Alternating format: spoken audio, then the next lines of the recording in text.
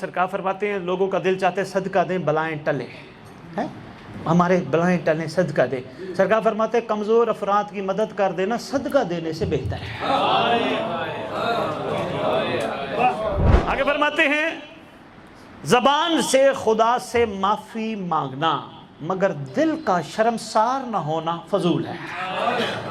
فرماتے ہیں اس بندے کی معافی کا قابل قبول نہیں ہے جو زبان سے کہے تو مالک معاف اور دل سے شرمندہ ہی نہ ہو۔ آگے فرماتے جلدی جلدی صبر کرنا، فرماتے خدا سے توفیق طلب کرے، پروردگار مجھے یہ توفیق دے، پروردگار مجھے توفیق دے، مگر فرماتے کوشش نہ کرے، یہ بھی غلط ہے۔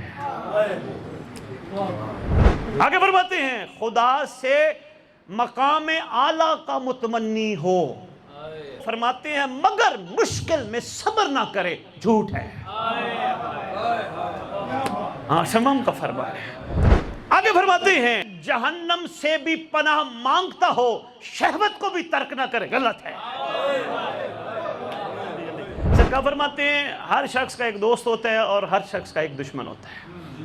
مولا وہ دوست کون ہوتا ہے، دشمن کون ہوتا ہے؟ فرمایا ہر شخص کا جو سچا اور حقیقی دوست ہوتا ہے وہ اس کی عقل ہوتی ہے،